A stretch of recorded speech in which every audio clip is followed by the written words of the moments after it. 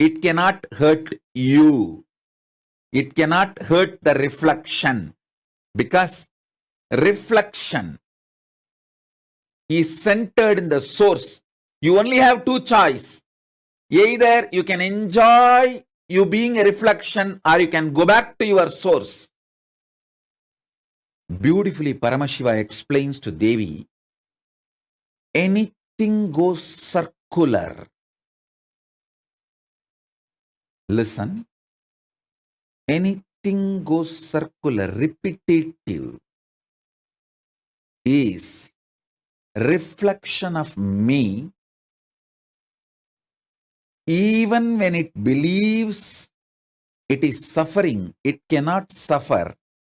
It can only forget its existence. In the delusion, it can force itself and imagine itself as if it is suffering.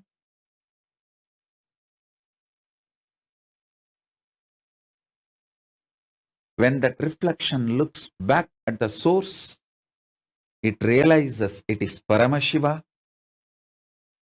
It can never suffer. Listen. Listen to this deeply. You in the parallel universe is Paramashiva, the great swan floating in the space. The reflection of that great swan on the swimming pool in this universe is your individual self. That swimming pool is your body.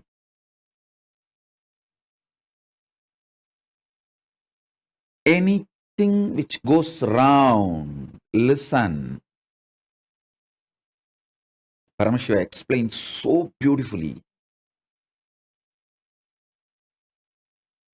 I'll tell you in the modern language, whether it is an atom or known universes, everything goes round it is in circular motion in the space, in Chitagasha, conscious space. Anything, whether an atom or the known universe, everything is rotating in the circular motion.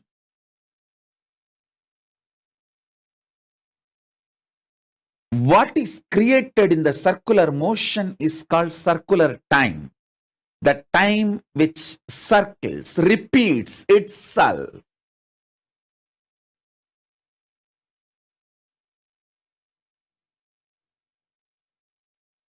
You can see in your body, your hunger repeats itself.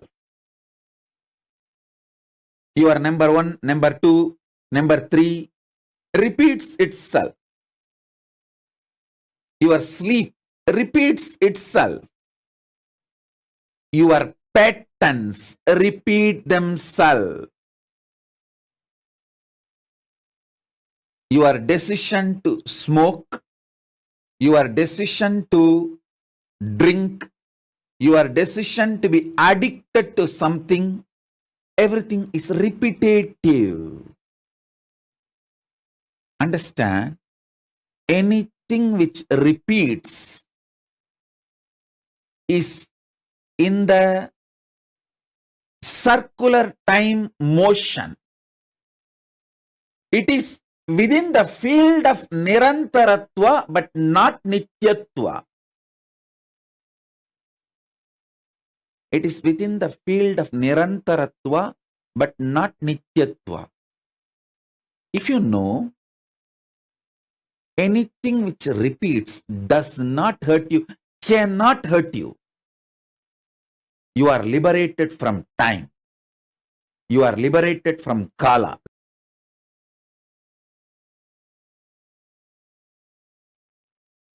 Among the 7 dimension of the time.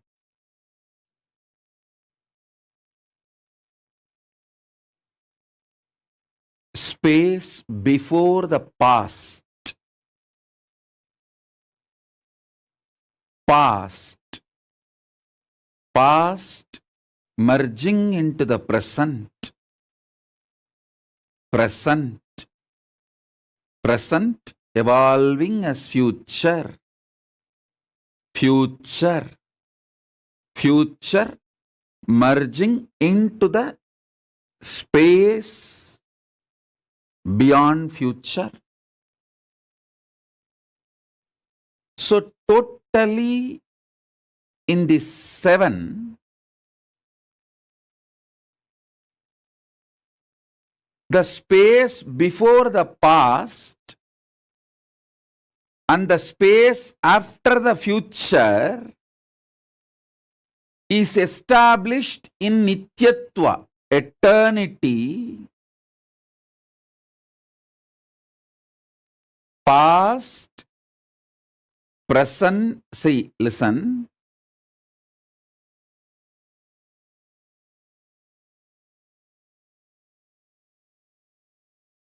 Past, past becoming present, present, present evolving as future, future. This five is Nirantaratva. In this Nirantaratva 5, only the present moment touches Nityatva. So, if you want to enter into Nityatva,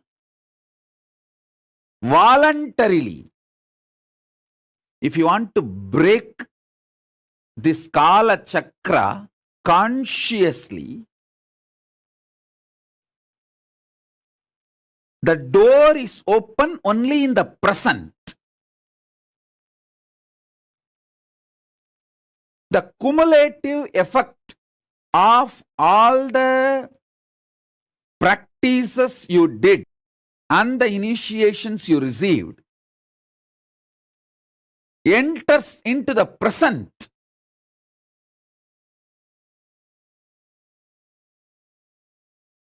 And makes you experience Nityatva. Listen. I wanted all of you to remember the cognitions I gave about Nityatva and Nirantaratva. Nityatva is 7, Nirantaratva is 5.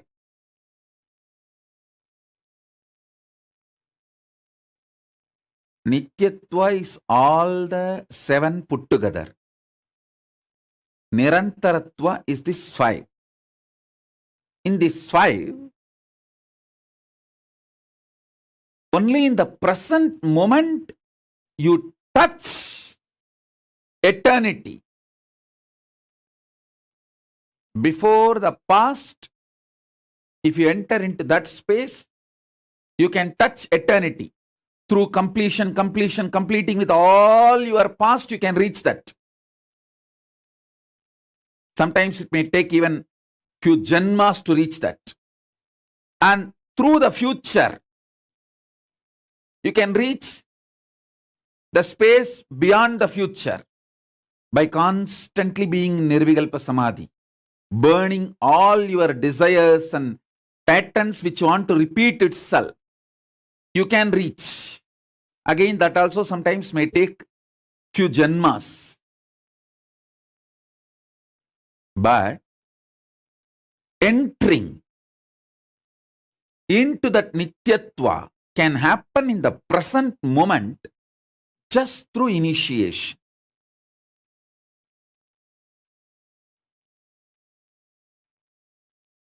Remember the definition and the revelation about Nityatva.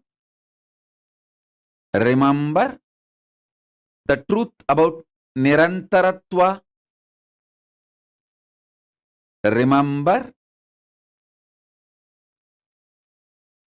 the next statement I made.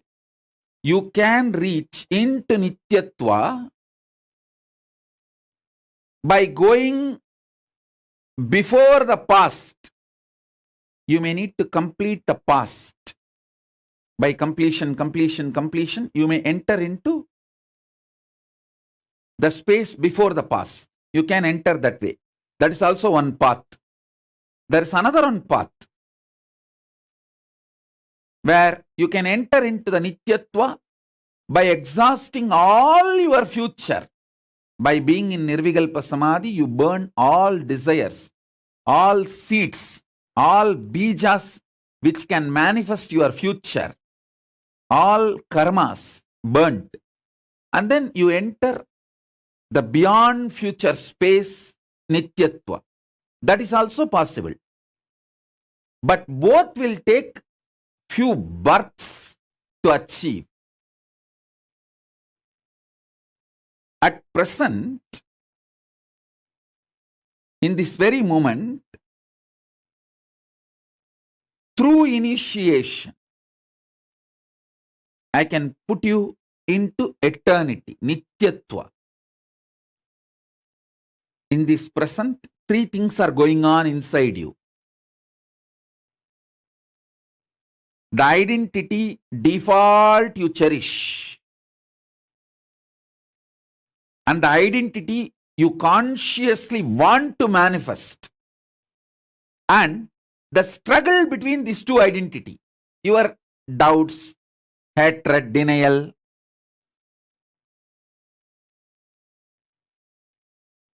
Smelling Paramashiva, waking up to Paramashiva,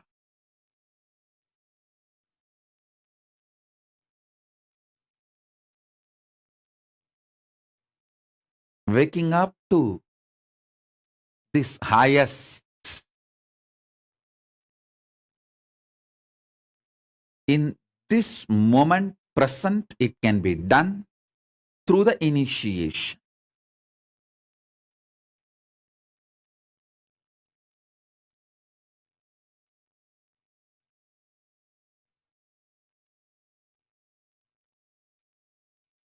So understand,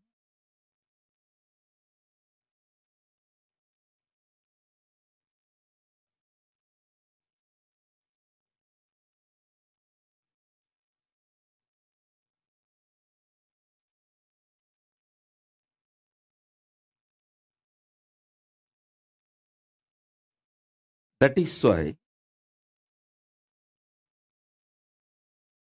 always the ultimate manifests through initiation.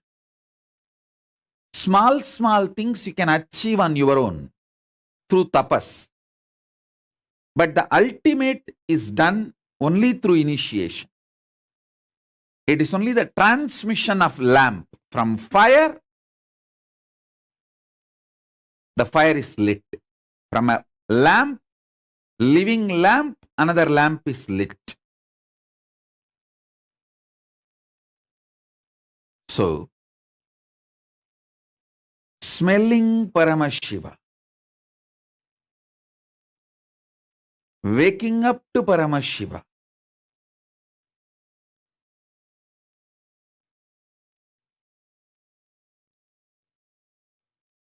waking up to this highest.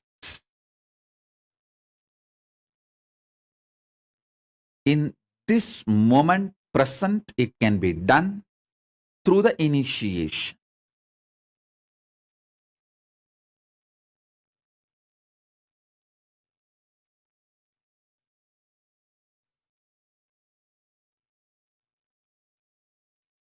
So understand,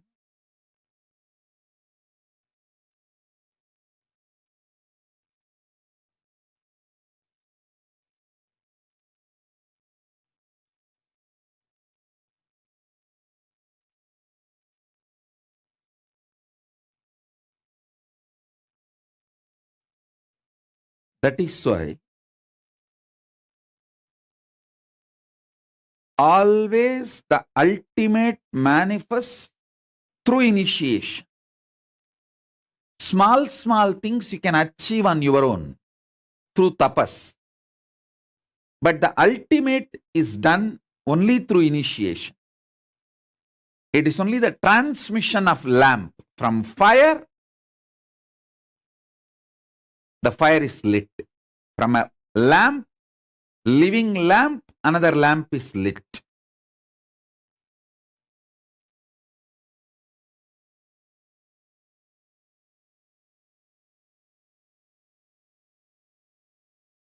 I'll explain this eternal, the truth of eternity. Understand? Many of your patterns, sufferings, fears are impulsive, not existential based. If you decide to sit with you and relaxed way look at you and have a matured conversation with you, much of your fears have no place inside you. If you just want to throw tantrum, how can he do that? How can she do that? How can this person do that? How can that person do that? If you are interested in throwing tantrum, all the fears, greed, everything has a place in you. But this constant tantrum-based reaction and action, the life you are going to manifest around you is going to be hell. Listen to that truth. See, the constant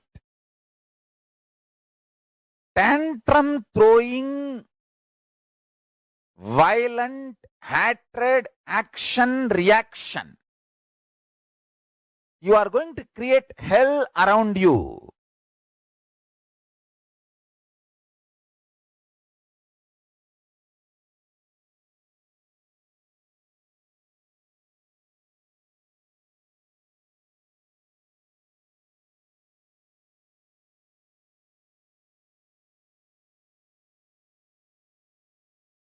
Nityatva.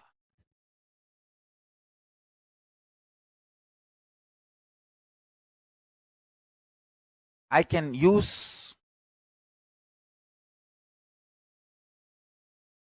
and maybe I'll create a new word. Eternal, cosmic constant.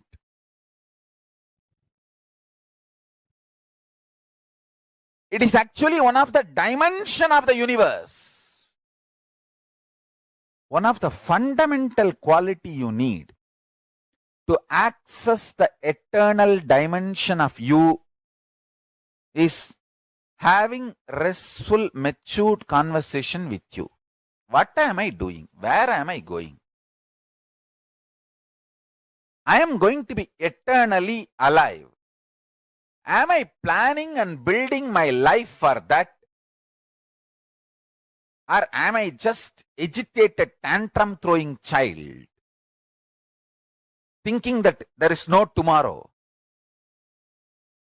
When it comes, let me face. Understand? All suffering is nothing but having this attitude. When it comes, let me face, and when it comes, you will not be able to face. That is a suffering. Understand? This is two important statement I am making.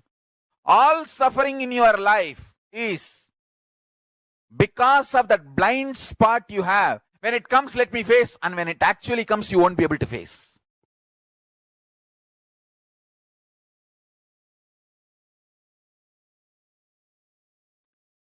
In the past, you have a full freedom to form opinion about your past, and you have full freedom to create the possibility of your future.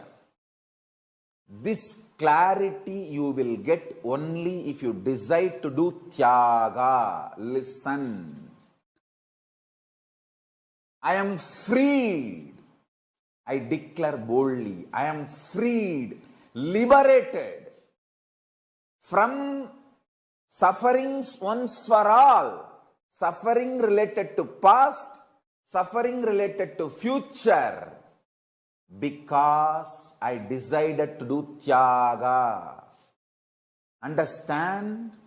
You can always sacrifice the achievements, pleasantness, bliss, joy related to your past. You can always forget that you completed PhD. But you can never forget you got delayed for one of your examination because you spent time with your girlfriend, or you slept and you did not appear for that examination. That pain you will be carrying even now. Sacrificing the past related pains, understanding even factually, many of your pains are unjustified and incorrect. Understanding even factually, your pains are not supported, justified by the reality, real happening is completion. I am repeating.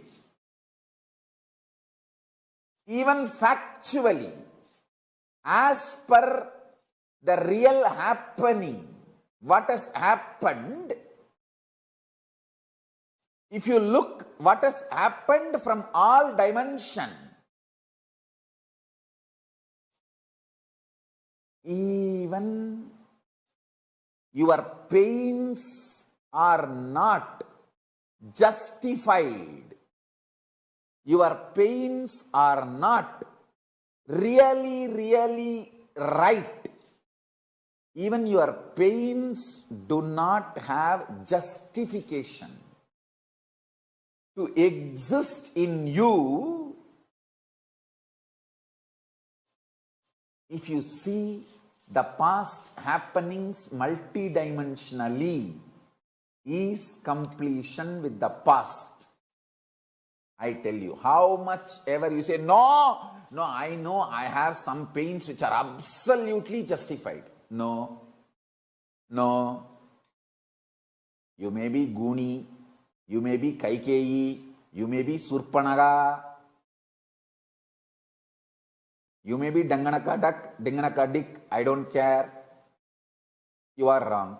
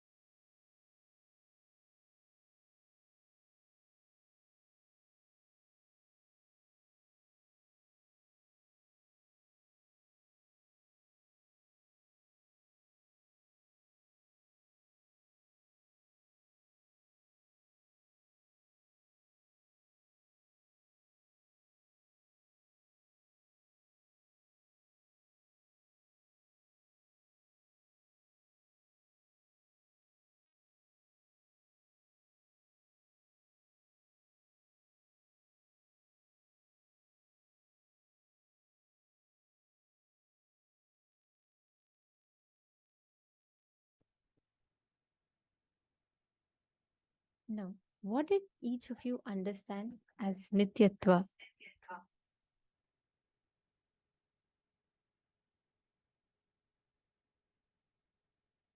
Can I request all the participants to please post?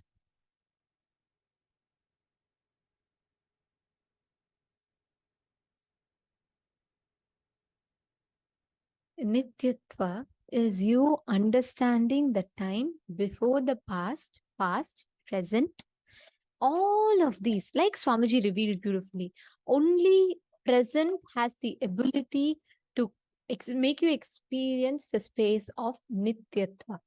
Let me start with asking all of you to please post the 7 frames of time that Swamiji explained.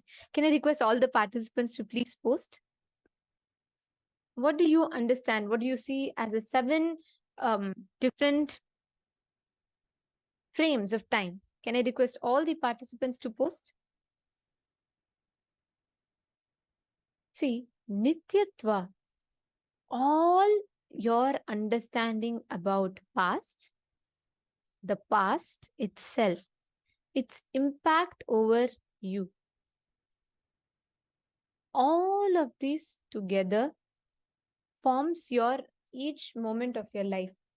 Now, if you are holding on to past, if your past is painful, if you carry the guilt and pain of the past, your present will be loaded. It will be a suffering for you.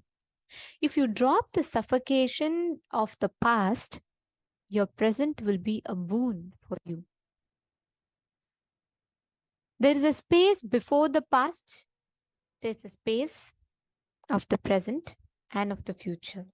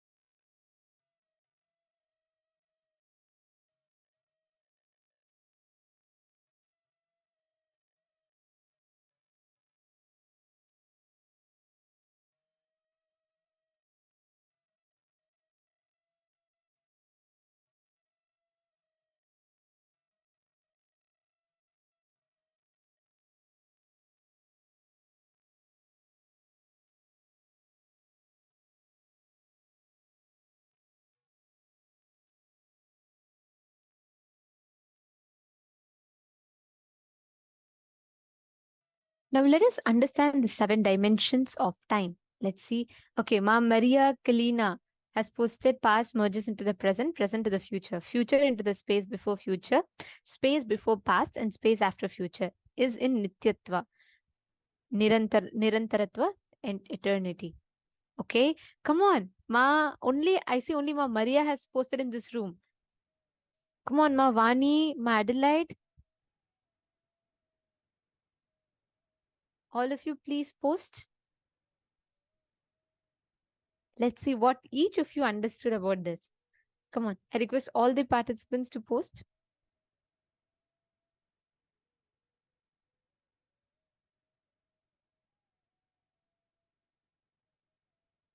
Very nice. Ma Florence, you're asking about Rahu and Ketu. Ma, Rahu and Ketu do not come in this. See, they are a different dimension altogether. They are part of the Navagrahas. Ma Parameshwara, that's right. And Ma Jennifer Poirier, Ma Krista Heltman. Okay, great. I see many of you have posted. Okay, perfect. See, please understand what you see, what you understand as past, present, and future. There exists a time before what we understand as past. There exists a time after what we understand as future ends. There was a space before the past, and there's a space after the future. This identifying this difference, understanding this existence beyond the past, present, and future is Nityatva. See, one of you had posted Nirantaratva as eternity, Nityatva as eternity. Nirantaratva is within that time where only you think past, present, future exists. That is Nirantaratva. Nityatva is the space before the past and the space after the future, the whole loop, that whole circle of time. That entire time, that fragment is Nityatva.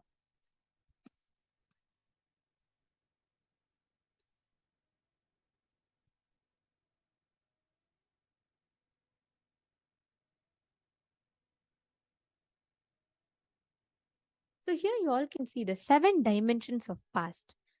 Space before the past, past itself, past merging into the present, present itself, present evolving as future, the future itself, future merging into the space beyond future. The space before the past and the space after the future is established in Nityatva, the eternity dimension. Most of the times we cognize, we understand Nityatva as merely just the space in which all of these does not exist. We think the whole thing is only Nirantaratva. Our strategy for life, our understanding about life, what we understand as life, all of it is just limited on this Nityatva. Sorry, Nirantaratva right now. Making that established on Nityatva makes you manifest success and all the best things in life.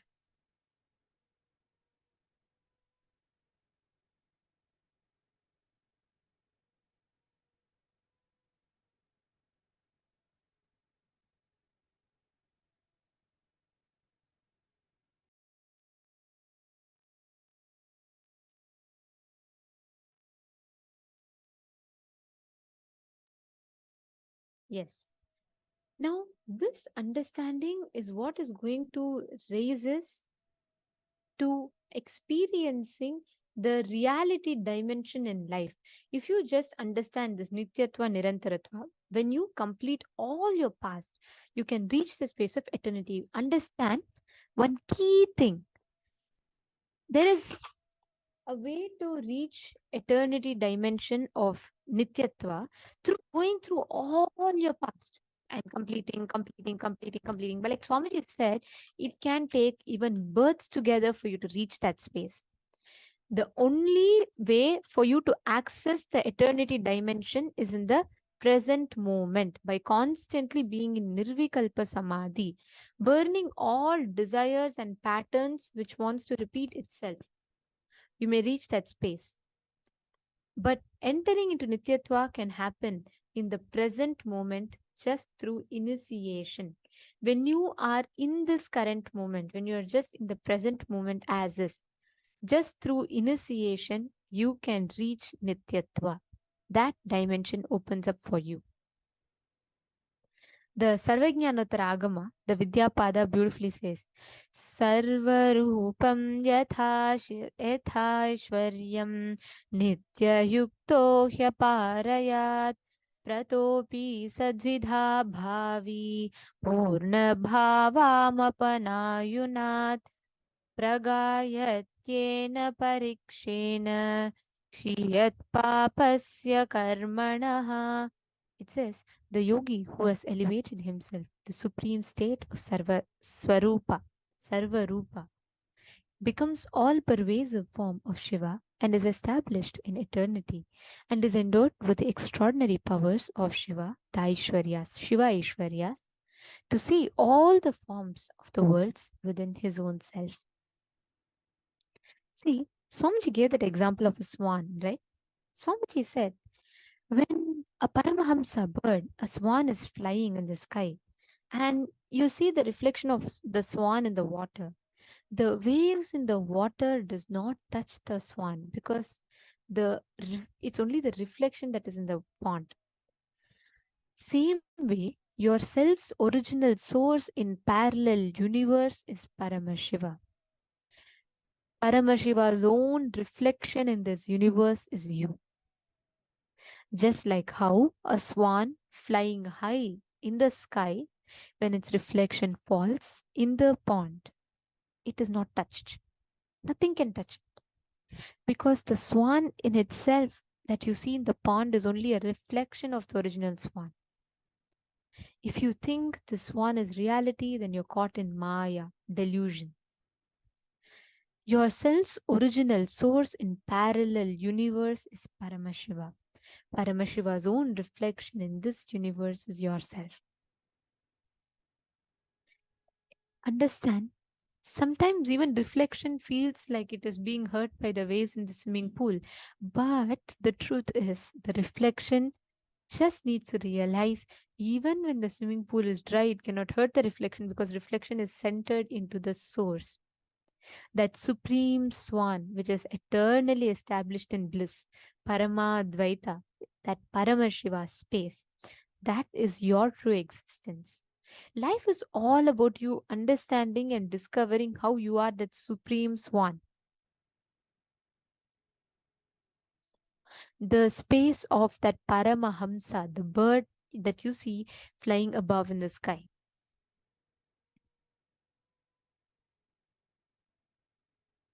Ma Jessica Martin is asking, are these teachings also in the university programs? I feel like that might be the right path forward for me.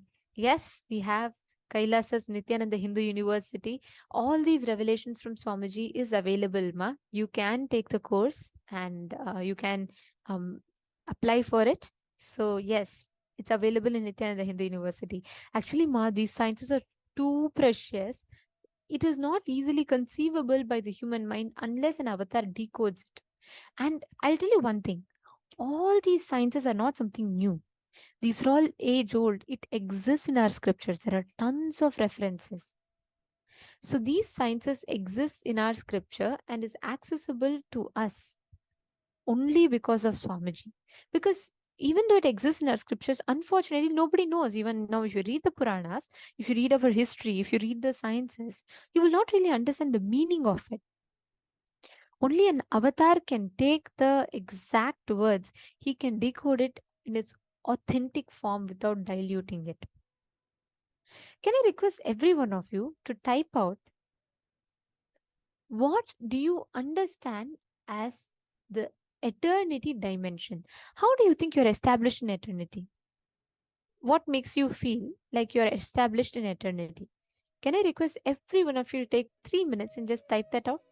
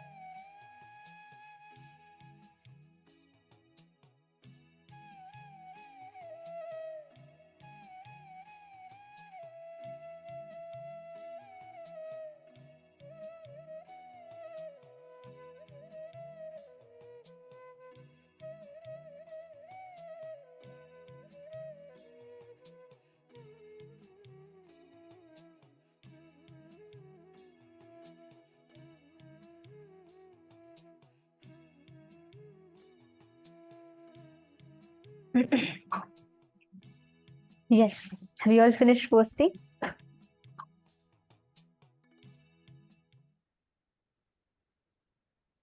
Beautiful. Now, I see so many participants have posted, each of you have posted your understanding.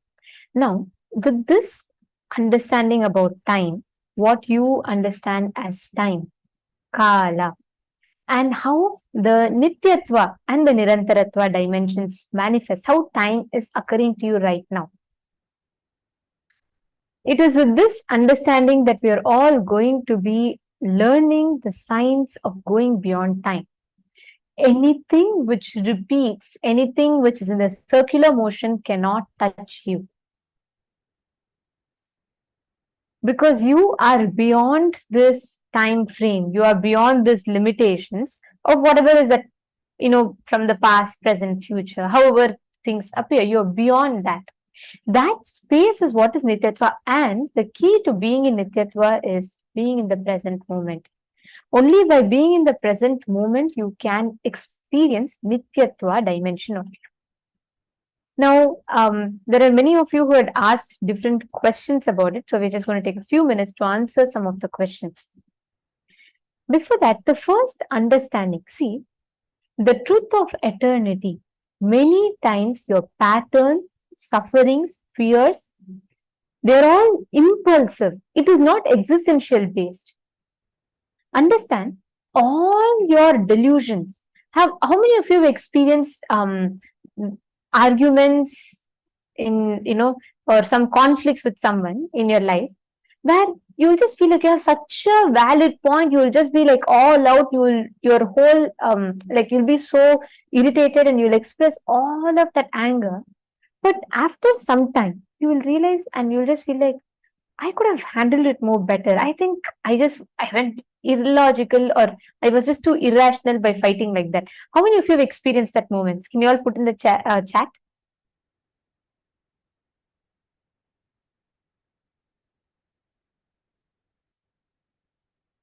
How many of you have experienced those moments? Exactly. Understand, at those moments, our problems we start believing are in all these delusion problems that we have. We start believing they're all existential crisis.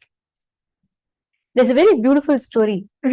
Once a man is walking in the night and he suddenly slips. Okay, something like a cliff. Okay, so he slips and he's in extreme fear. He slips and falls. It's a dark, everywhere it's dark. He can't see anything, but he just clings on to something like a branch of a tree. Okay, and all through the night, he's like screaming. He's like, help, help, but nobody's there. It's an abyss. He hears his own voice echoing back, so he thinks it's a deep valley, and he's just clinging on to that branch, and he does not want to leave the branch, because if he falls, his life will go. So he's clinging on to that branch all through the night. He tries to wade through the legs, and he's feeling that, he's sweating profusely, because just below him, he'll just fall to death. It's a very deep cliff. And he prays to God, and he just tells God, please protect me, please protect me. The God says, son, just let go of the tree. This man gets angry. He's saying, God, I worship you for all my life, and when I am hanging the cliff, you're telling, let go of the tree. This is the only source that I'm clinging on to. You want me to let go? If I leave this, I will die. Again, the God says, son, let go of the tree.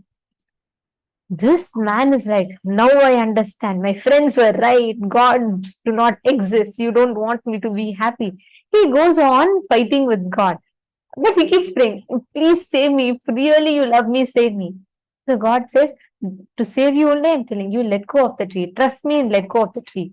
He's saying, is this the man starts fighting back with God? Is this your time to test my patience? Is this your time to test my persistence? All my life have I not worshipped you? Why do you keep forcing me to let go of the tree? Let go of the tree. If I let go, I'll fall into the cliff. The God says, all right. And he leaves. The man waits there till the morning. Sun is going to rise. When sun rises and when he looks down, he will realize there was no there was nothing at all. It was not a cliff. It just 1 foot, just less than a foot a distance, there is just a road. Just because he fell, and in his insecurity, he built an existential crisis for himself, thinking if he leaves the tree, he's going to fall to death. But there is no cliff. There is nothing. It is just that there's a little gap, and that echo is coming because of the rocks or whatever. But before even he could see the reality, in his delusion, he already starts building a cognition. Oh, God does not want me to live. He doesn't like that. Is why he's telling me to let go. Why will he tell me to let go otherwise? Understand, this constant tantrum throwing reaction inside of you will make life manifest as hell for you. How many of you are able to see that this kind of reactionary patterns do exist in us? How many of you see that? Just assume something and we go on getting incomplete reaction. And we fight with the whole world for it. We fight with everyone saying, how can you say that? Do you know my problem? That's why Swamiji will tell, even if you pray to Paramashiva and he'll come with 25 heads, 50 hands and 75 eyes, and he'll say, don't worry, and this is all delusion, you get liberated from it. We all only question Paramashiva back. We will say, oh, you are sitting happily in Kailash and you are telling Paramashiva, but do you have a boss like me for you to deal with every day? We believe our delusions are so true. We believe that our problems are such strong grounds. No, they are not. That's the truth. All your problems are not as you think they are. They're not an existential crisis. How many of you are catching this tantrum throwing part inside of you? How many of you are understanding? How many of you are seeing that you have this tantrum throwing part inside of you, which you have to deal with every single day, 24/7, but many times you also fall into the whole trap. You think, oh yeah, this is what it is. Now, all the participants here, I see many of you who are posting, yes, I feel this, I see it. Can you also post with an explanation how you're able to see it? Let's just take one example.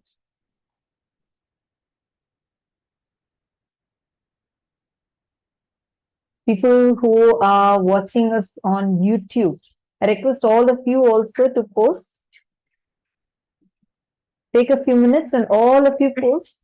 Okay, Arjun Ravishankaraya has posted that, yes, he's understanding. Shane Aya, Jian Chang, Geronimus Aya, and and Sandeep Sahu Aya, Nithyanandam Sandeep Aya. Okay, I also have a question from one of the participants, which I'm just going to take. Pankaj Kankaraya is asking, I am catching, but how to get rid of this mind tricks that put us into delusion and fears? I have a personal experience with this. Swamiji said, see, once many times, the legitimacy that we give to our problems gives power to the problem. If you constantly believe inside of you, oh, this is strong, this is strong, this is strong, you will see all your fears. Look at all the fears that you carry in your life. All of it, you always give strength to it, thinking it is so legitimate, it is so real. And because you think it is so real, you just get stuck to it. You don't do it at all. You don't even try to break it because you believe inside of you deeply that it is real.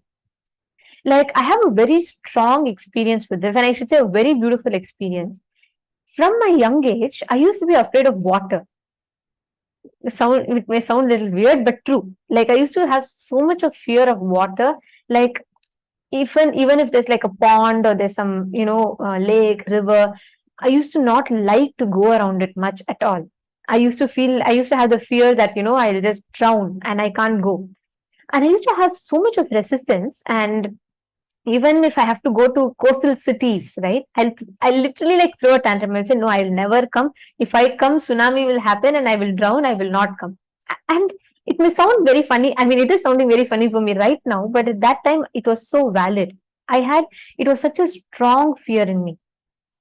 And I'll tell you how I broke this fear and how I overcame of this fear.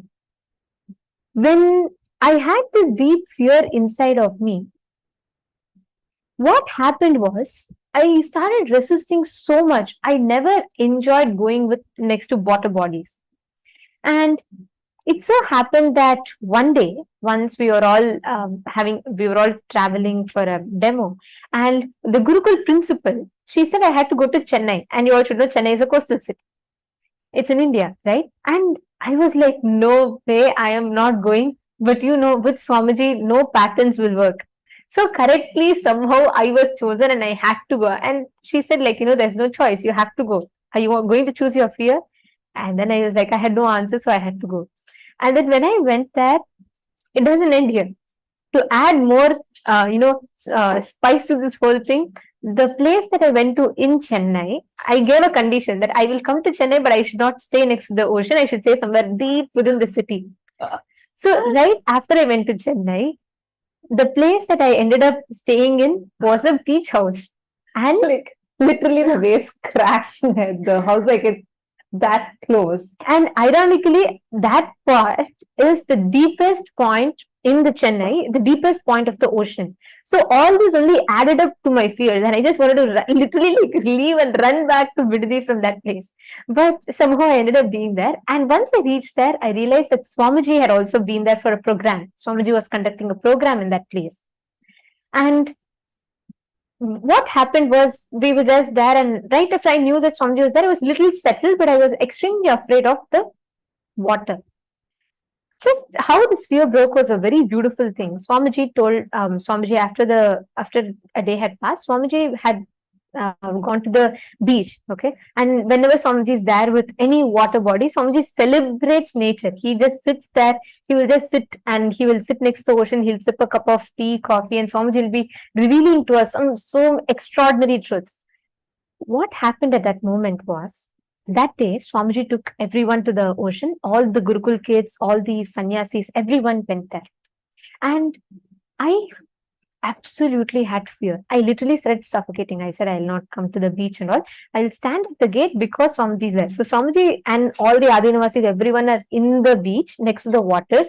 It was such a scene to describe, but I'm just going to put it very short.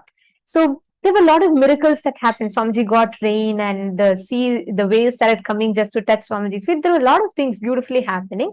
Everyone were enjoying it. I wanted to enjoy it, but I could not. I was just standing at the entrance of the beach, okay, and they're all enjoying inside. And I was so afraid to go inside. Correctly, Swamiji caught it. Swamiji looked amongst all the other people that were there. Swamiji looked at me and Swamiji asked, why is that kid not coming in the waters and playing? I'm observing that she's standing. And these Gurukul kids, my other friends, they got a good chance. So they told Swamiji, she's afraid of water and she doesn't go next to waters at all. She has fear of water bodies. I was like, oh my God, I felt so embarrassed. I was standing there. And Swamiji called me and Swamiji asked just one question. Swamiji looked at me and asked, how can you have fear of water? And Swamiji said, you should know, you are my daughter. You should know that you are daughter of Paramashivam, Mahadeva. That means how can something outside cause fear in you? Inside me, I was like, oh my God, I never asked this question to myself. I never cognized it this way. I never thought about it this way. In fact, I never even addressed why is that fear even there. I never tried to find the logical understanding to it because I would try avoiding it as much as possible. And I had missed out so many things because of it. At that moment, I just stood, I had no answer. I was just looking at Swamiji.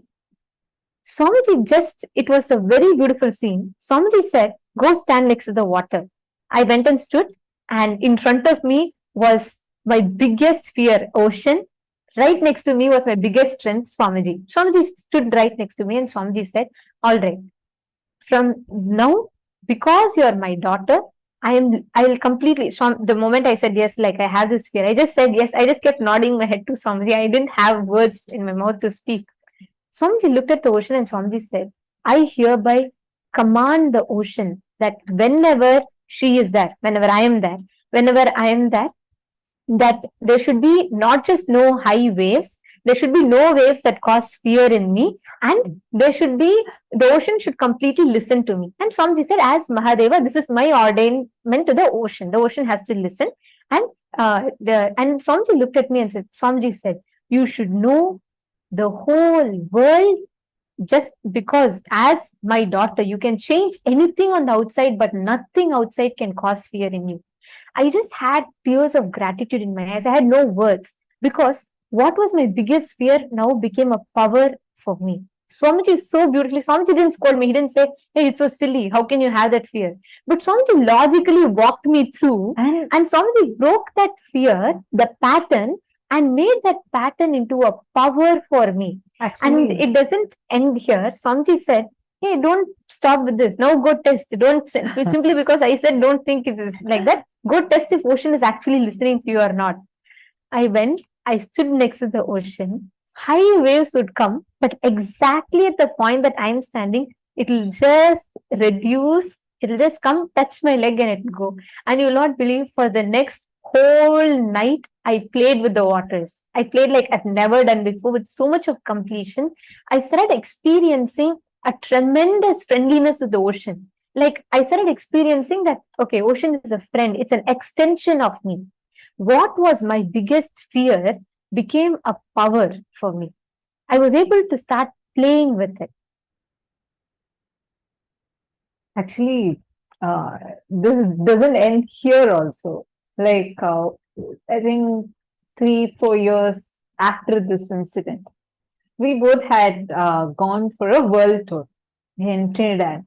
So I still remember so clearly. We went to the world tour, and there's this beautiful beach in Trinidad, and we both were standing, and that area that we went to, the waves were literally like the waves were very wild, like they're quite big, and the place where people sit, etc., was much more inside than usual. So there's like a lot of gap between the area where you sit and where the beach waters are coming, right? So we were standing in front of the ocean, and I was telling her, hey, why don't you actually play with that power? Swamiji had blessed you. And first, wherever she went, like the ocean waves would come a little slower. So like whichever point she goes to, like till then that area, the waves would be coming and crashing. But whenever she went alone, the waves would just subside like very slowly till come. And I said we should take this to the next level. We should go and test it somewhere. Like just play with it. It's not really testing. Like play with it. We know that power exists, but just to play with that power, right? So what I did was I took her to a place like literally even behind where the chairs and all were placed, even behind that, it was completely dry. Like there's zero water that enters over there. So I told her, now if water can come till here, till this point, then it's like real power. It's like actually manifesting. It's like beyond doubt it is manifesting. So then she declared, less than what, about like 30 seconds. As soon as she declared, in about 30-40 seconds, just one wave, exactly one wave, just spread, like it came big, and then when it came to the shore, it came like it reduced in its height, but the force was so much, it came touched till the point where we were standing, and it went back.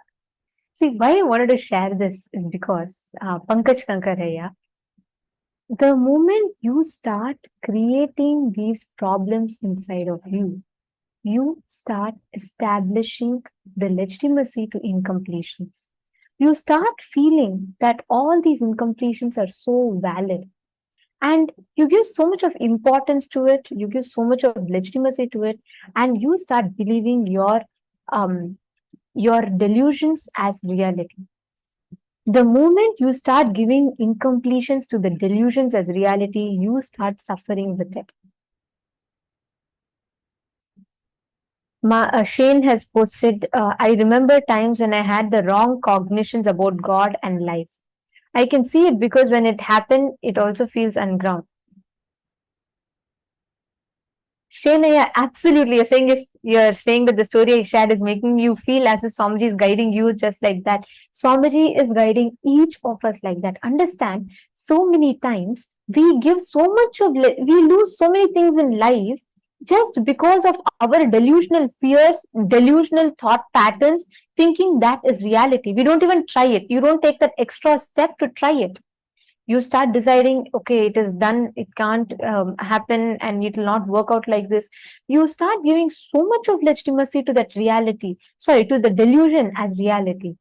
You lose what reality has to gift to you.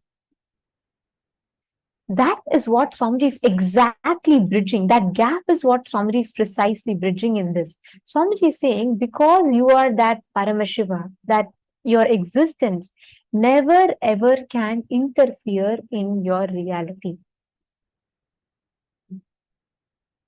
Krista has posted, I read your message, Ma. See, understand, the legitimacy that you give to the past, first thing, the first key for you to start breaking free from delusion is stop respecting your problems as something legitimate. Swamiji always tells us, we all will take some big problem to Swamiji and go, Swamiji like this, Swamiji, it is not happening, it's impossible, we can't set this up, this cannot happen, it is impossible to set up a big Annadan in 24 hours. So the first thing Swamiji will say is, relax. Treat all your problems cheap. Because your problems do not exist. You give so much of strength to it. You give so much of importance to a delusional problem which does not exist. And you lose out on reality. You're saying, you think the difference is that you believe that, trust and powers there once Swamiji blesses. And that's the difference. Understand, if you desire just simple integrity. This is what Swamiji defines as simple integrity. It is not even my experience at that point in time. Swamiji says, even if you just mechanically decide, even if you mechanically declare this is what it is, Swamiji will do it for you. It is all about the power, the surrender and the feeling connection with existence, with life, with cosmos, with Swamiji. The moment you bring that inside of you, you will not have so much of valid justifications, you will not have so much of legitimacy for your fear and suffering. You're understanding? See, look at your past with multi-dimensional logic and understanding. Wake up to the truth that your pain and suffering are not justified even logically, even factually, as per the reality happening. Your pain and suffering is not justified. Can each of you post just 3 things? Write it down. You may not be comfortable to post, just write it down. 3 things where you felt because of a delusion, you gave so much of strength to a delusion and you never really tried something. It could be even you start believing your boss really hates you. Actually dig deep into it. You will not even have a source incident where you felt that, but you always have this cognition. Your boss is evil, he's ununderstanding. Because of that judgment that you have, you never interact with life as it is. Take a few minutes, identify at least 3 such things. Let's just take 5 minutes. Identify at least 3 such things and pen down.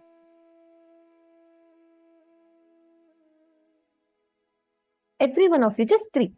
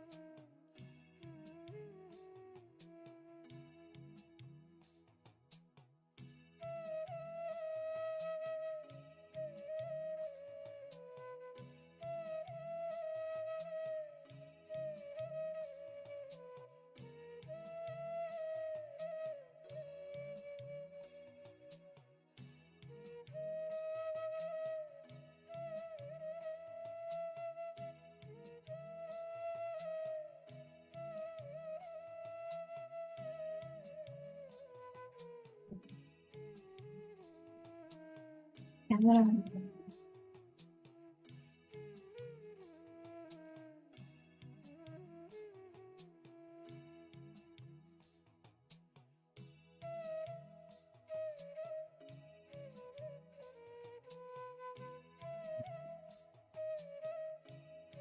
Yes.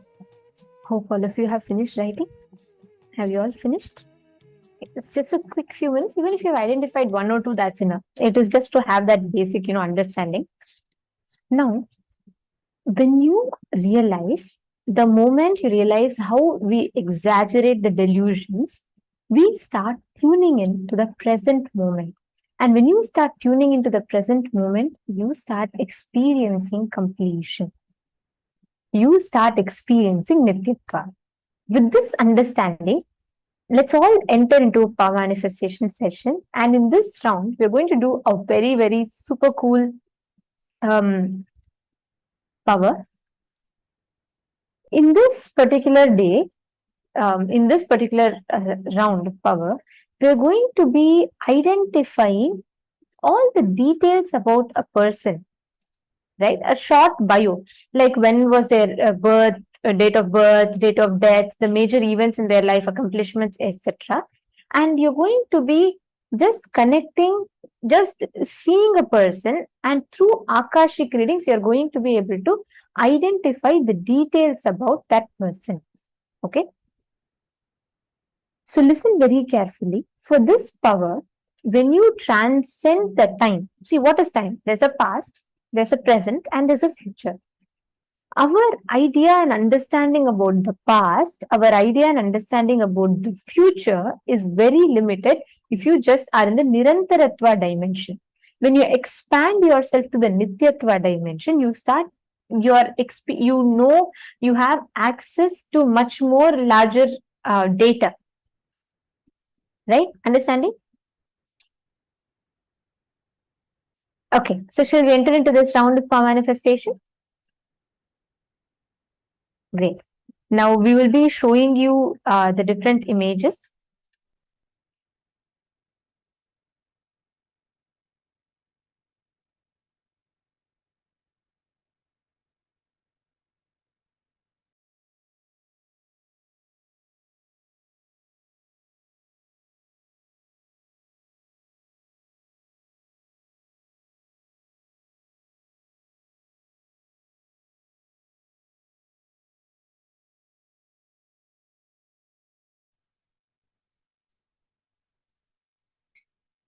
Just when you connect to Swamiji,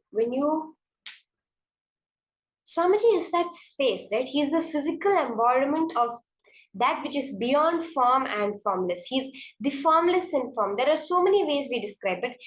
Literally, he is that Paramashiva, that space taken a physical form. So that dimension of Nityatva in a physical form, we can say is Nithyananda, is Swamiji. When we connect to Swamiji, when we go into that space of oneness with Swamiji, that is when we manifest this Nityatva dimension. Swamiji, as a physical incarnation of Paramashiva himself, has opened up the cosmic archives to all of us with the blessings of Bhagavan Kaala Bhairava.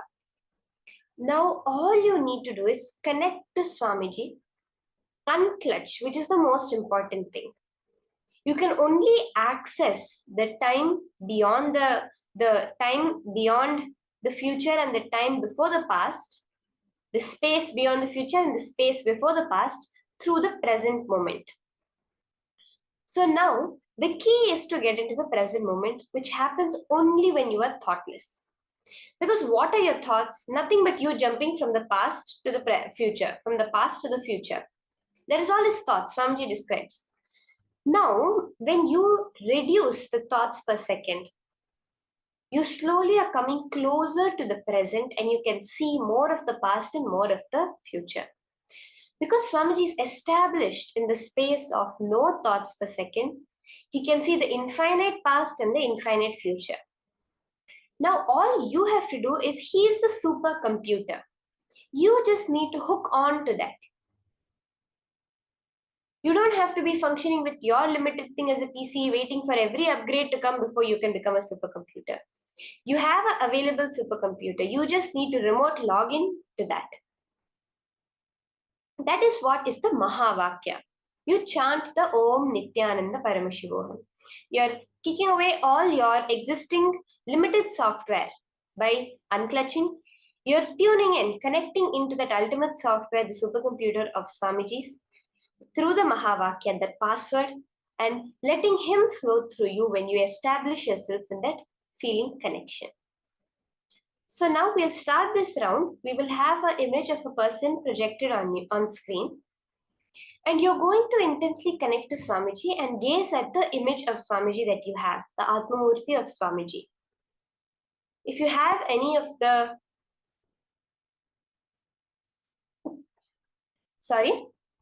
if you have any of the Aushadas or Jnananjana, you can also apply that for yourself and the Atmamurti and start the manifestation. Okay? So let's get into this round.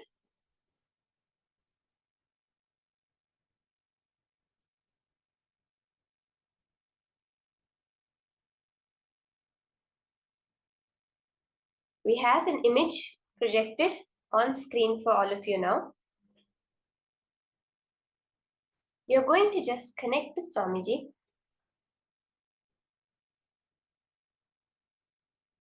and scan whatever details are appearing in your third eye about this particular person.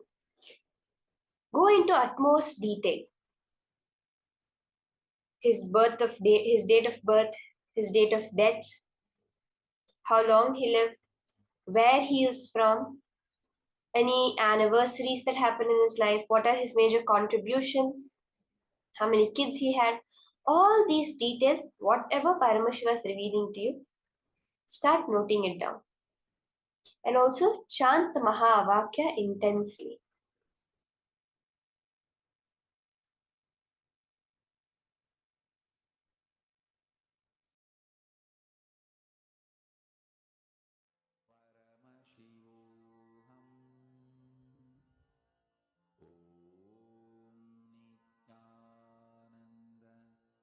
Paramashivoham. Om Nithyananda Paramashivoham. Om Nithyananda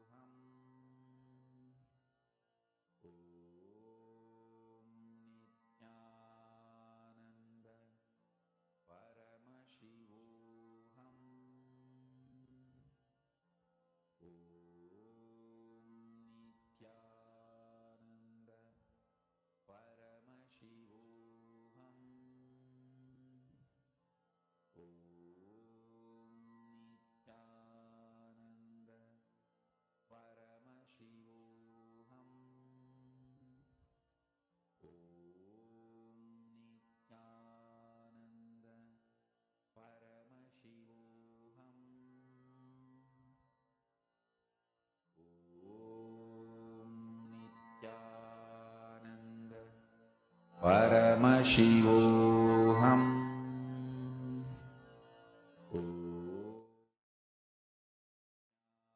Ananda Paramashivoham.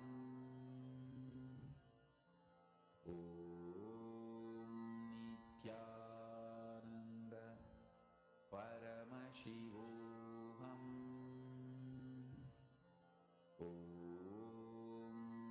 Nithyananda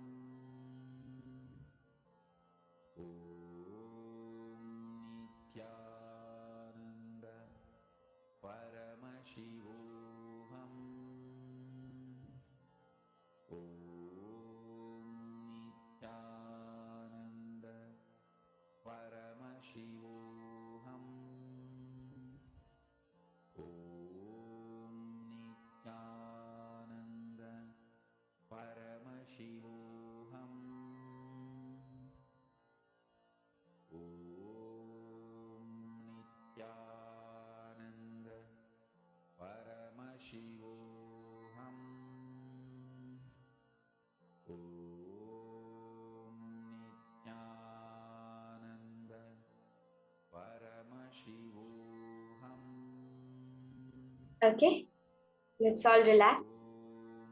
You can start posting your answers.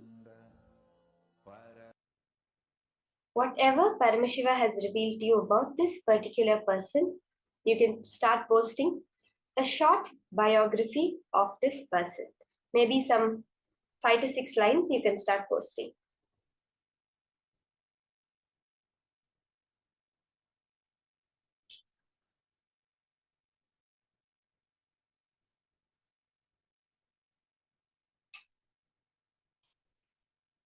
Yes, Ma Anandeshwari has posted, Ma Parameshwari has posted.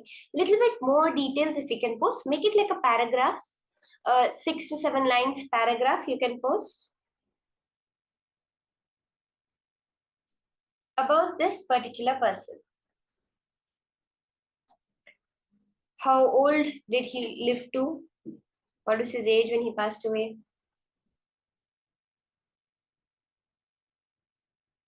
Any other details you can finish posting quickly.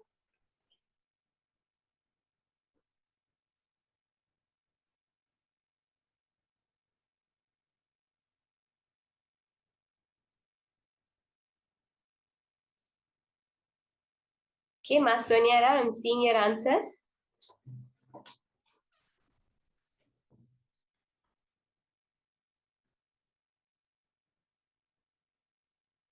Okay, let's now verify. Let's see what the answer is. Based on what each and every one of us posted, let's verify who this person is and a few details about their biography.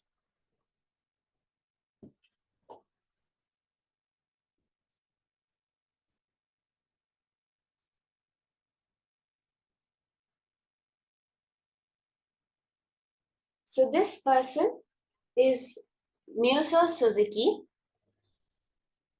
He lived from 1275 to October 20th, 1351. A descendant of Emperor Uda, was a prominent figure in Japanese Buddhism and culture. Ma Sonia Rao, you saw Buddhism. Raised in adversity after losing his mother at young age, he embarked on a spiritual journey studying Shingon and Tendai Buddhism. A pivotal dream in 1293 led him to embrace Zen Buddhism, and he furthered his studies at Keninji Temple in Kyoto. Suzuki's contributions included becoming the head priest of Nanzenji Temple in 1325 and founding Zen-O-ji in his hometown of Ise. He aligned with the Ashikaga shogunate, aiding in establishing a network of Zen monasteries.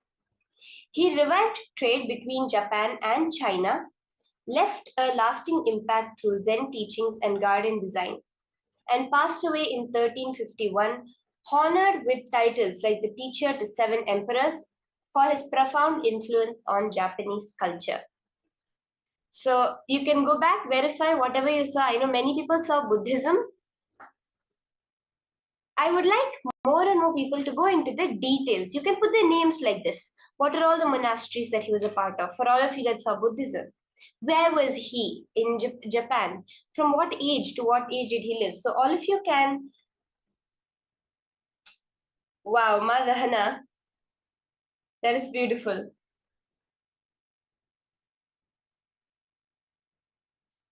You can go back and check on all the questions that all the answers you have written, especially on the dates.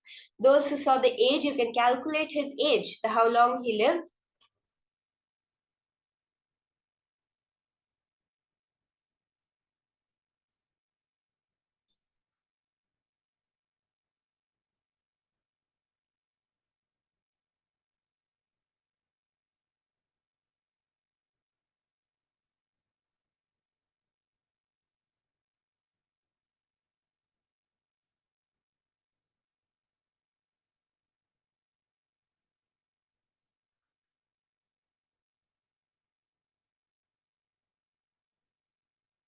He lived around 86 till he was 86.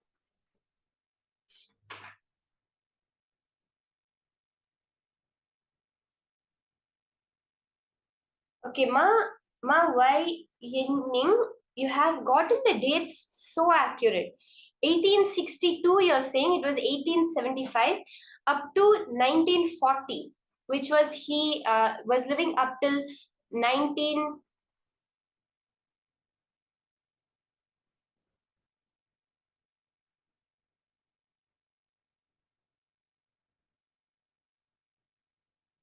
So, Ma, you're seeing the last numbers very accurate. Instead of 1275, you saw actually 1862, which is 6275 are nearby.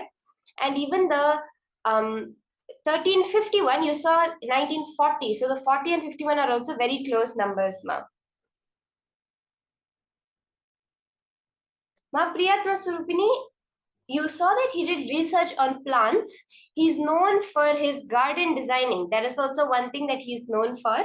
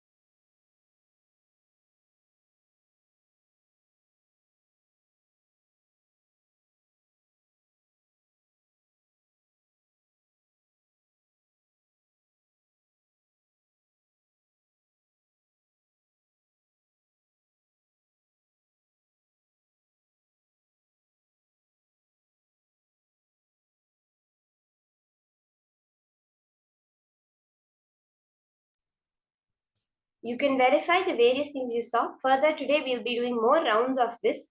So don't feel like, oh, I didn't see anything. Now we're all catching the hang of it, I think. We're all starting to understand. See, Akashic readings is a very advanced power manifestation. And only very much later, Swamiji had actually opened up this power for everyone to manifest. So we're having it today. We'll be having it further in the program. Also, more rounds of this power of Akashic reading. Just connect to Swamiji. The more and more we go into the thoughtless space, we are telling yes for Swamiji to manifest through us. That is all we need to do.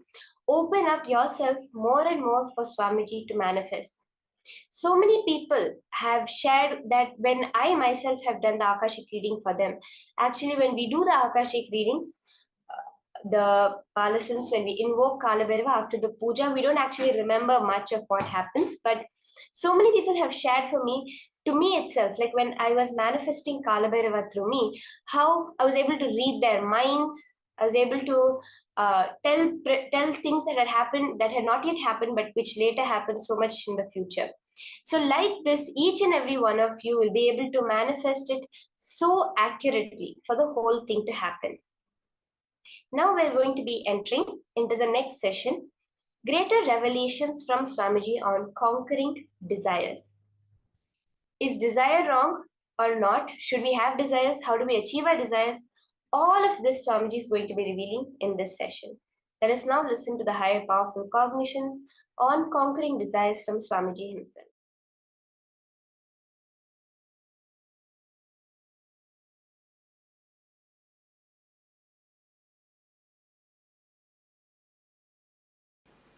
Your desires are your life. Your desires are your life. Listen. It's your desires which infuse life into you, and it's your desires which infuse energy into you. Same way, conflicts in your desires brings tiredness in you. Contradictions in your desires brings boredom in you. Confusions in your desires bring frustration in you. Please understand. Your desires are your life. Conflict in your desires bring confusion in you. Conflict in your desires bring tiredness in you. Confusions in your desires bring frustration in you. Its contradiction in your desires bring boredom in you. Actually, if your desire is pure, every breath you inhale and exhale will make the desire into reality. When your desires have conflict, confusion and contradiction, every breath brings tiredness, boredom, frustration in you. Every breath is like a air blower into balloon. Your desires are the shape of the balloon. If the shape of the balloon is Tom and Jerry, when you blow the air, you will have Tom and Jerry. Conflict, constant conflict.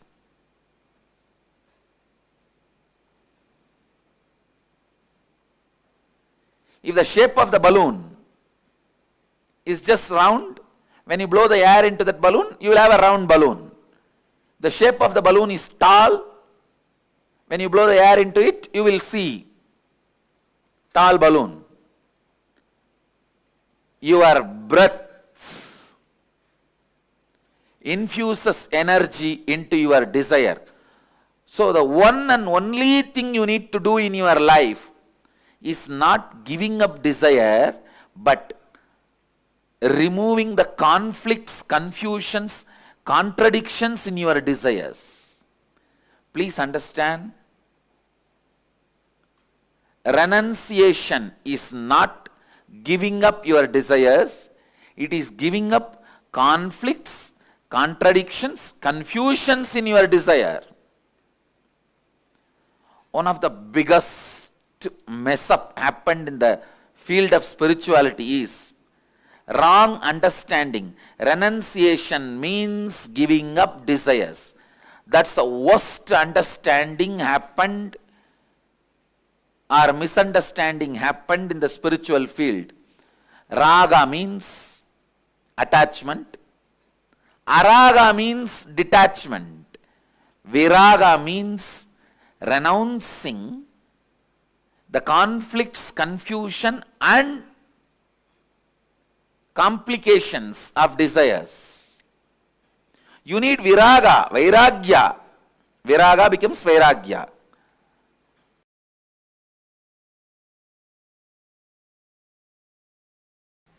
Be very clear. This is what I call, this is the definition of renunciation. Remembering nothing can make you powerless. Anything removed from your life cannot make you powerless is renunciation. Vairagya, raga means feeling obsessed, completely overpowered by the desire. Desire is raga. Attachment is raga. Obsession is raga. Araga means detachment, hatred. Viraga means knowing very clearly whatever you think as even core of your life, even those things, if they are removed, you will not become powerless. You will not miss them. You will not become empty. You will not be disappointed. You are not going to become dead. You will even forget you had those things or beings as part of your life. Having this clarity is renunciation. Understand? Having this clarity is renunciation. I tell you, this clarity, when it becomes your strategy in your life, business is war, your living is war, relationships or war. Everyone is in their own Kurukshetra. Understand? Kurukshetra has never ended. Everyone has their Kurukshetra. Let this be your strategy for your Kurukshetra. No one can win you. No one can shake you. No one can frighten you. Be Vedanta Kesari, the lion of Vedic strength. I tell you, because I have applied this strategy, I applied this cognition in my life again and again and again, and I saw I always won the game. I always won the game.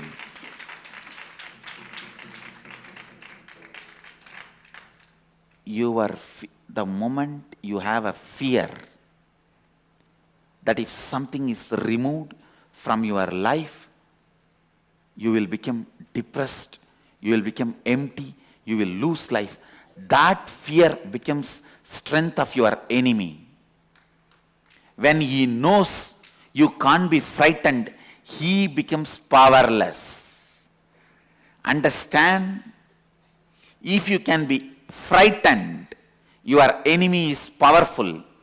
If you can't be frightened, your enemy becomes powerless. I tell you, this simple understanding of me and this simple cognition of me, anything can be removed from me. I will not become powerless. I will not become depressed. I will not lose anything. I will not be lost. I may not even remember that I had that in my life. Be very clear. The spiritual truth, when it becomes part of your cognition and strategy, anywhere you go, Krishna is driving your chariot.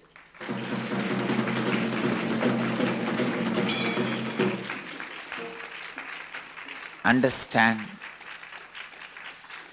Internalize just this one truth. Tena tyaktena bunjita. Tyaha. The word tyaha is used here. Tena means with this understanding from this context. Tyaktena bunjita makrita kasya sridhanam. Please listen. The world is ever changing, but it is filled with consciousness, Isha. The consciousness is independently intelligent and compassionate. If something is removed from you, don't curse the life. It is done with tremendous compassion. It is done with tremendous compassion. I am telling you.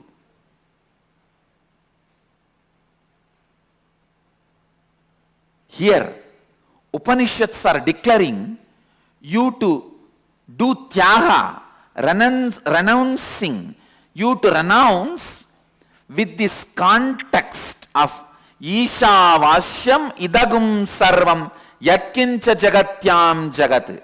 Means world is changing and it is established in changing and it is filled with consciousness, Sachidananda, which is intelligent, truthful, blissful and compassionate. I tell you, a blissful being will always be compassionate being.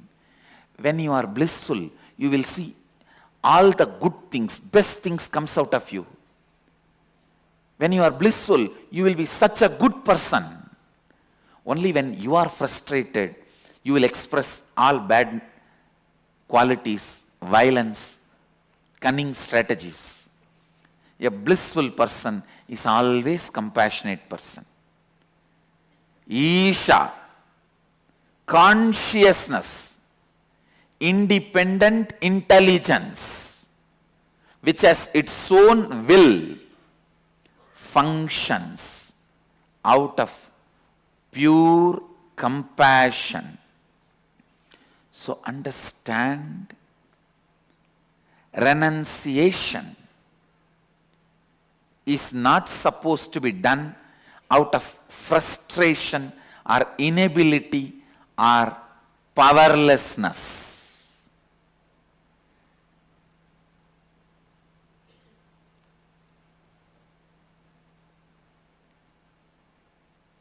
Whenever anything was removed in my life, I always saw life is only making me pure, and it is celebrating itself through me. It is providing opportunities to reinvent myself. Understand, when life removes something from you, it is providing opportunity for you to reinvent yourself.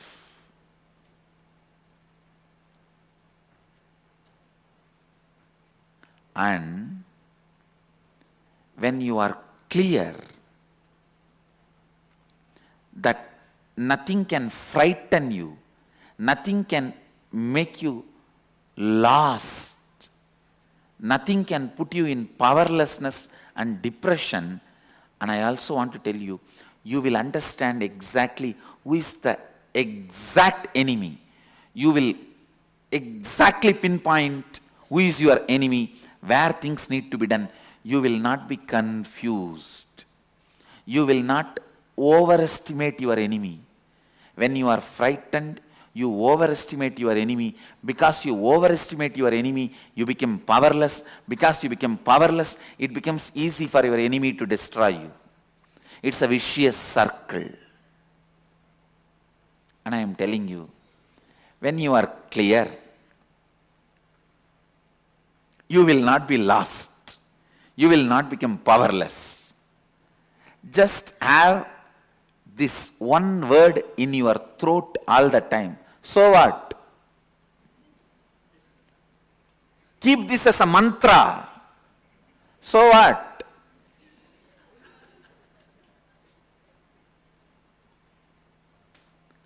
Know clearly,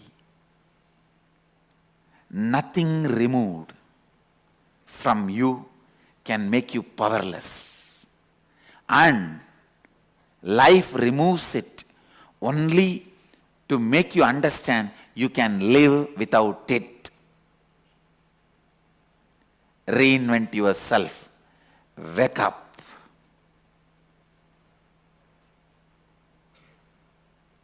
Please understand, I am not giving you any moral lesson. I am not giving you any self-development lesson. I am not giving you any self-help lesson. I am least interested in all of that. I am not even interested in you. I am interested in truth.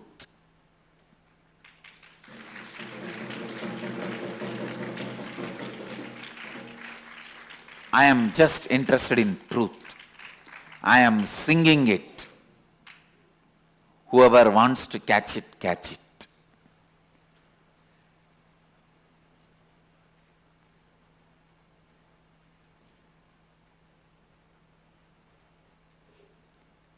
Understand.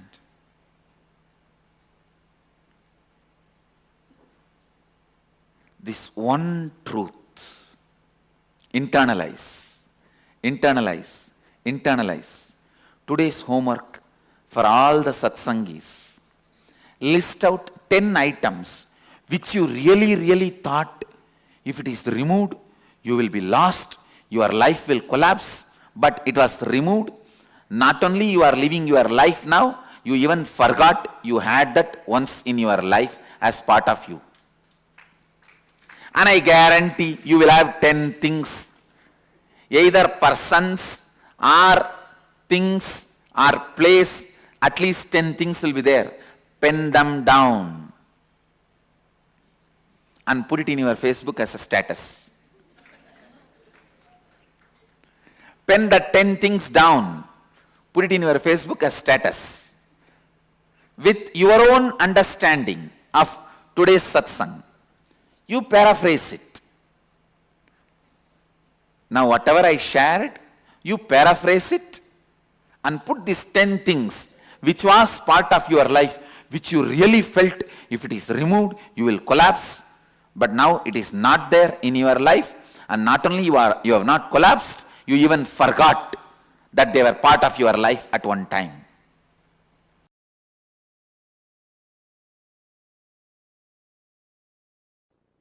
One of the biggest problem all human beings feel that they need to do a lot of actions, they need a lot of kriya shakti to achieve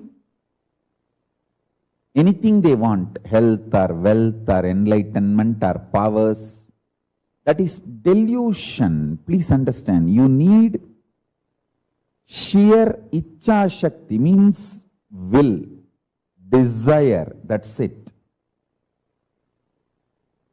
The desire itself is capable of manifesting kriya, the action power. Listen to these 3 words. Icha Shakti, your desire power. Power to desire, will. Kriya Shakti, power to work intensely and manifest. Jnana Shakti, power of enlightenment, knowledge. See, one of the biggest problem all of you have is your delusion that too much of work is needed to achieve anything. Whether you want health, oh, I have to get up and do yoga, stretch my body. Only then I can have health. If I want wealth, I have to get up and go to office and work like a dog, day and night. Only then I will have wealth. First of all, you don't understand, no dog works.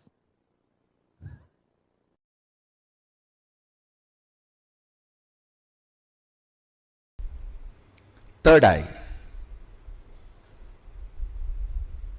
It is also described as Anya in Sanskrit. Anya means will. Will to exist or will to collapse. Any will you carry is Anya. If your will gives you the hope about life, you will have life. If it gives you hope about death, you will have death. Anything you decide with your will, you manifest that. Understand, every breathing you do, you are giving life to your will to manifest. Every rupee you spend, you vote for that. If you are spending 1 rupee on pizza, you vote for pizza and its future. If you spend 1 rupee on Coca-Cola, you vote for Coca-Cola and for its future. On anything you spend money, you vote for it. On any idea you breathe, you make that into reality. Your will, what it carries, hope or hopelessness, right or wrong, good or bad. Listen carefully. Right or wrong, good or bad, hope or hopelessness. Whatever you carry in your anya, in your will, you are breathing life into it continuously. You are giving life to it. That is why I am saying, Your Ajna is the most sacred spot in your life. Your Ajna is the most sacred space in your life. What you cherish in your Ajna matters. What you cherish in your will matters. Let me repeat once more. Listen intensely. Your third eye, which is called Ajna in Sanskrit, which literally means will. If your will perceives hopeful future, you breathe life into that future, that kind of a future. If your will perceives hopelessness, you breathe life into that kind of a hopelessness. What you perceive through your will as possibility of your life matters. Don't think you can go on be perceiving negative possibility and suddenly out of the blue something great positive will happen. No. No. Everything unexpected is accident. Listen. Everything unexpected is accident. You can't cope up with it. Even if it is lottery, you can't cope up with it. Everything manifested consciously is life. So decide to manifest consciously with will, Ajna, by infusing life. It can be anything you want: health, wealth, spiritual powers, anything you want. You can manifest from the will, because every breathing you do, you are empowering your will. You are strengthening your will. You are infusing life into what you are carrying in your will. Understand? If you pick up a pen and paper and just write without thinking much about your future, first 7-8 lines which is there, the tip of your tongue, tip of your hand, tip of your mind, that is will. That is what is your will. Understand? I am giving you the tip to find what is in your will. If fear is what opens up first, that is what is in your will. You need to seriously complete it. If confusion is what is there in your will, the first 4 or 5 statements are all about confusion. That is what is there. Seriously you need to complete it. Otherwise, with every breath you are giving life to it. Unplanned, without planning, spontaneously what is there on you. When you manifest, if you pen down what is there, that is what is actually in your will. You are giving life to it constantly. Beautifully Sadashiva describes about this Ajna and its power.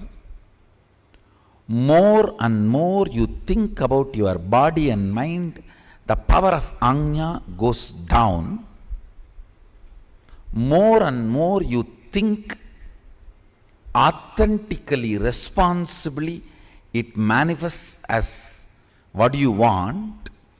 More and more you look at the cosmic principles, the energy of the Ajna goes up.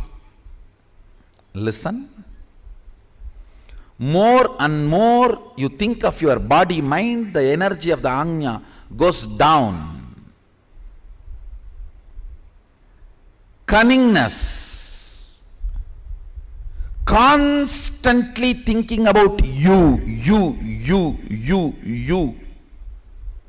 makes the energy of the Anya go down. Understand? Constant remembrance. Listen carefully. Humbleness is not thinking yourself as a less. No. Thinking about you less.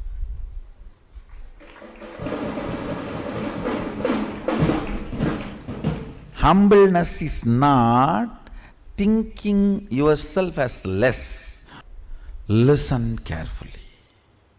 The so-called humble people are the most cunning. The record says Saguni used to be very humble. Very humble. Humbleness is not supposed to be having low inner image. No. Not remembering your inner image is humbleness. Inactive, passive inner image is humbleness. Not low inner image is humbleness. Understand, there's a big difference. Low inner image is not humbleness. Passive inner image, inactive inner image is humbleness. Inner image from which too much of thought currents are not released.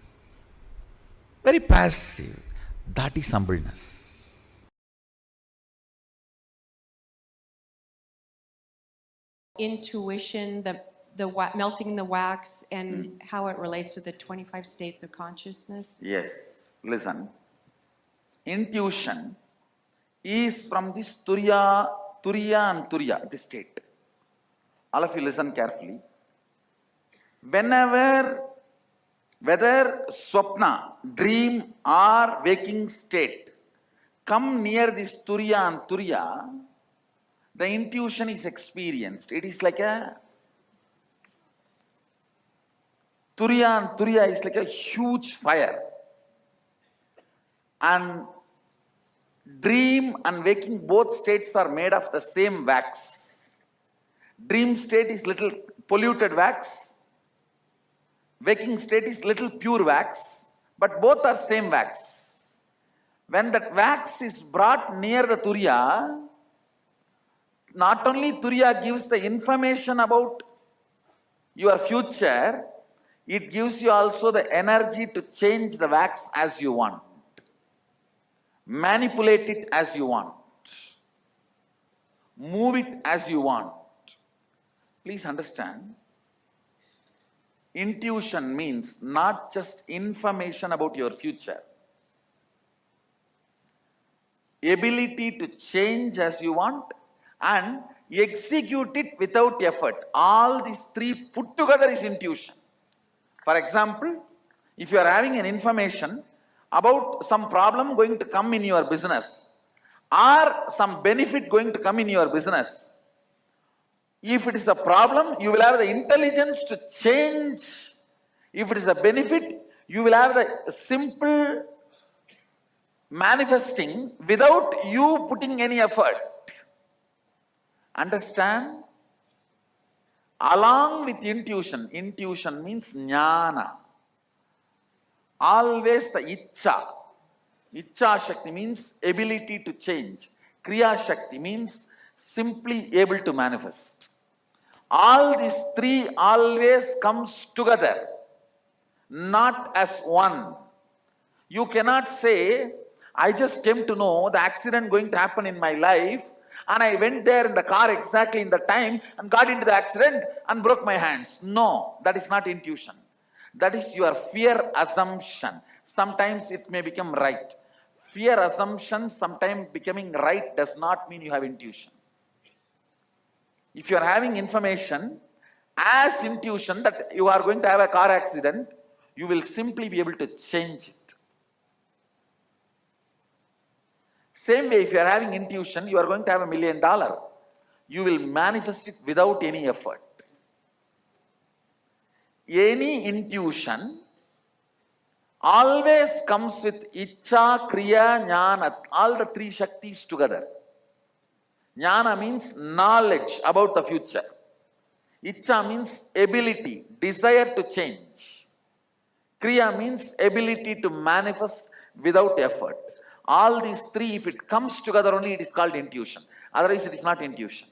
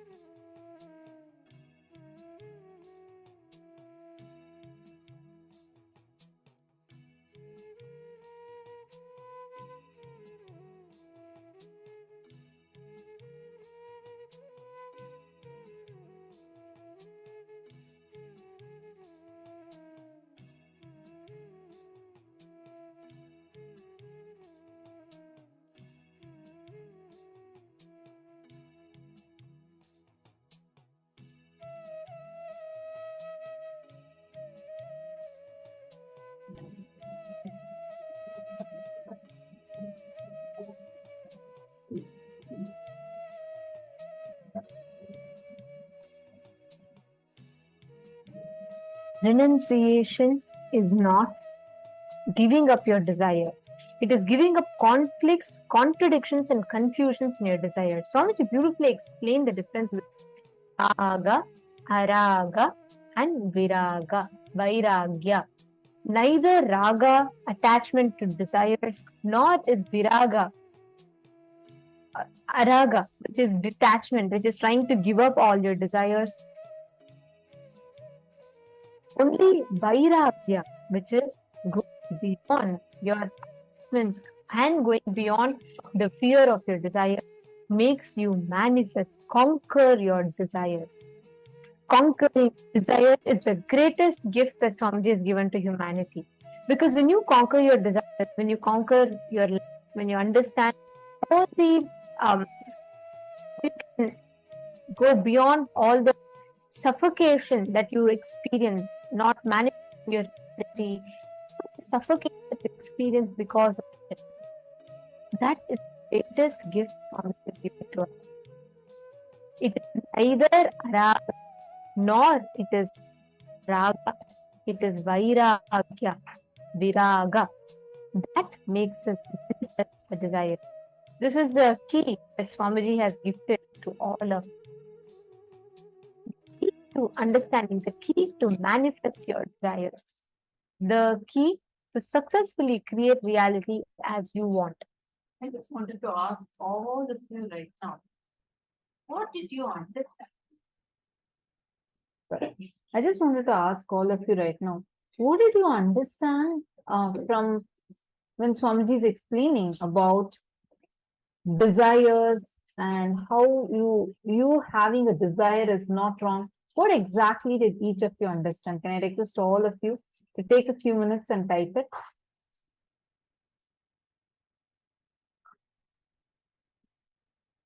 Please take a few minutes and type it.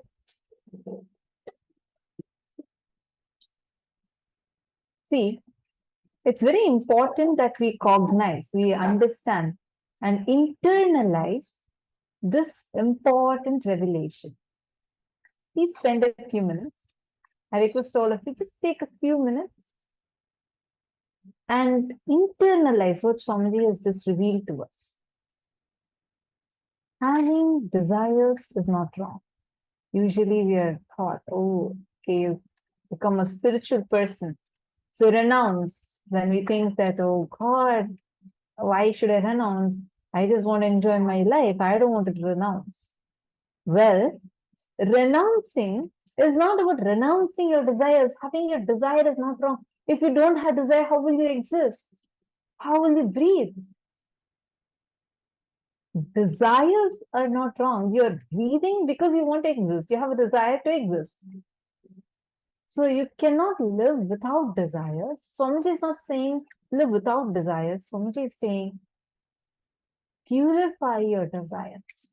Having conflicts, contradictions in your desires, make your desire right or wrong for you. How many of you have felt so far? I clearly, okay, Manandamaparna is saying, I clearly saw that I thought I should not have desires project. Good, because usually, we all always have a thinking that way. We all tend to think in that manner. Sorry, I see a lot of cameras turned off. Ma Ganapati, Yuping Au, Franca Rest, Ma Susan, Ma Vijay Svarupa, Ma Kriya Yogini, Hongzu, Chui Rongyan. Can I have all of you listening, please? Can I request all of you to please kindly turn on your cameras?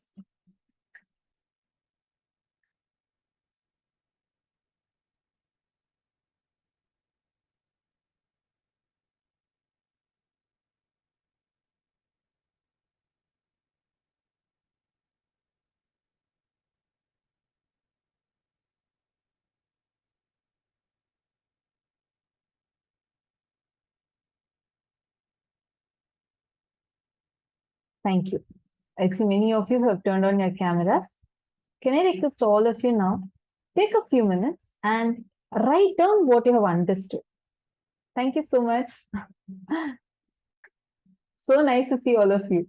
See many more people who have come on camera. It's so nice. Take a few minutes and all of you type and post what you have understood.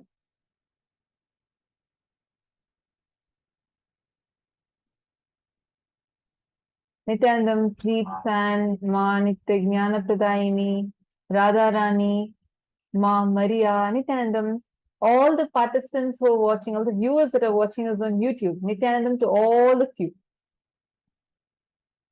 Take a few minutes and can each of you also type out what exactly you understood so far from this session so far. What exactly did you understand?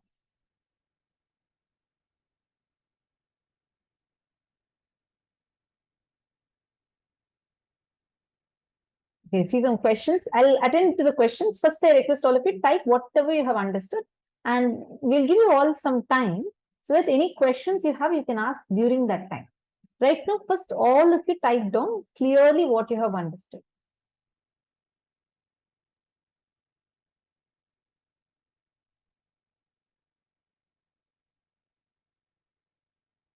Gatis, Pavan K, and Wong Kian, Yogeshwar Goyal, Ravi Kumaraya, Vinodaya, Can I request all of you to please kindly come on camera?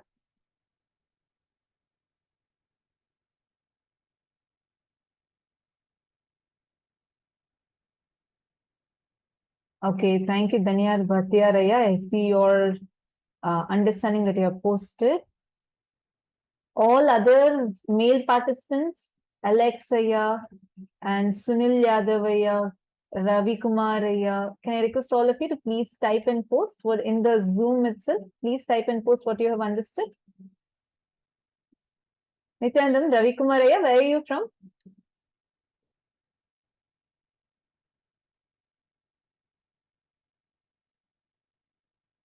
You cannot unmute. You can type and put it in the chat. But we have like 10 rooms, so we don't have the facility of hearing you, but we can see your chats. Ruti Tirupaya has also posted. Good.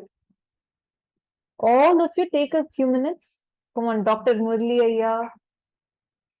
Take a few minutes and type the gist of what you've understood. Okay, Geronimus Ayya has posted. Shane Dennis and Jian Chan, all of you have posted. Good. I see that now all of you have understood. See, listen carefully. Now,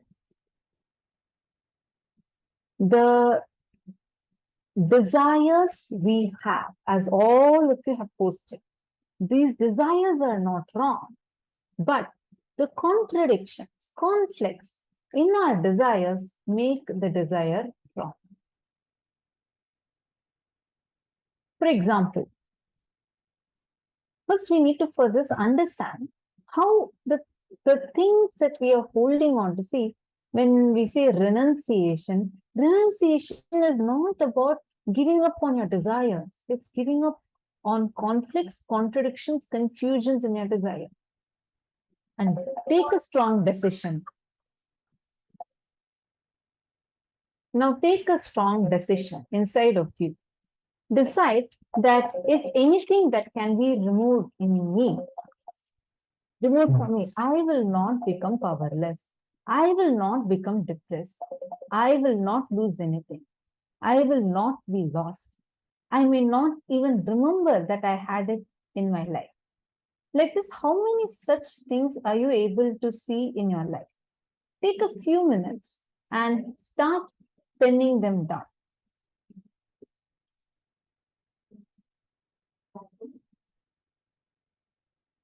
Take a few minutes. First, take this as a decision. Pen down like this 10 items which you really protected. You were afraid that without that you may not even be able to live. Without that you may not be able to exist. You are holding on to it. But then after it was taken away, you even forgot its name. Start from your childhood. Probably when you were 3, you had a favorite toy car. You thought like you will never ever lose it, or that you can never be without it. And now when you become 40, you no more even remember them. Take a few minutes and start penning this down.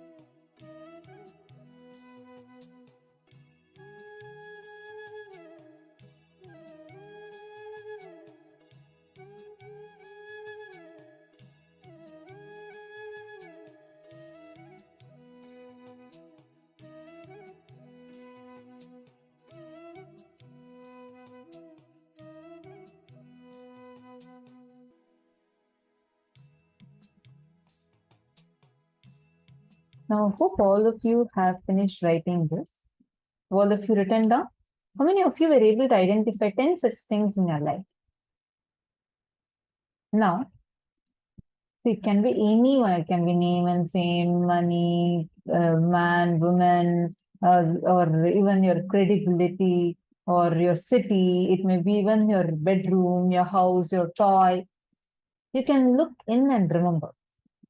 Now, to remind you about your innate strength, that renunciation does not make you weak.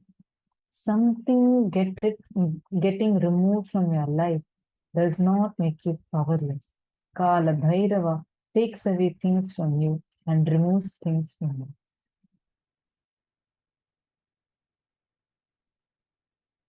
Now, we all listen to Swamiji revealing about this.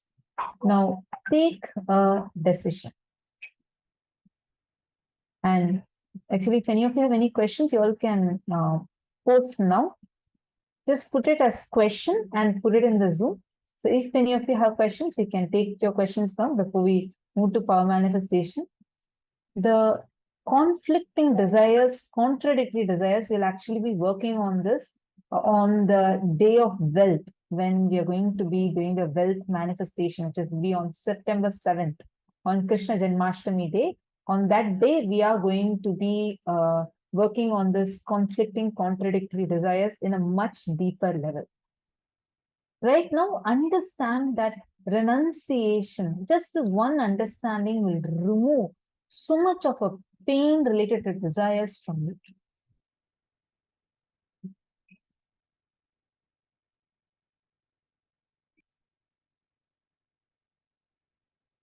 Can I request all of you now? Take a few minutes and please post if you have any questions.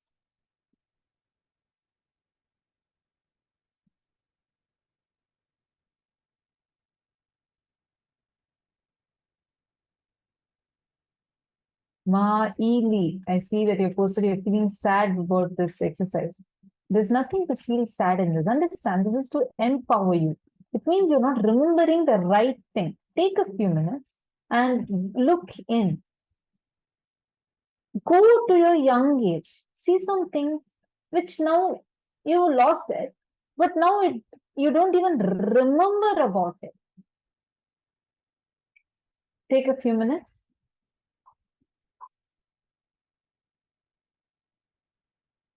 All right.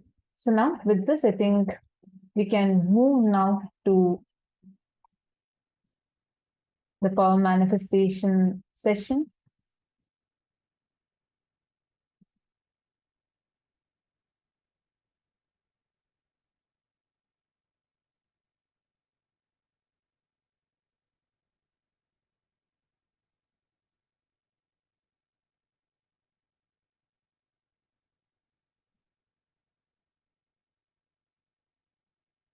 This is the gift that all of us are going to be receiving today.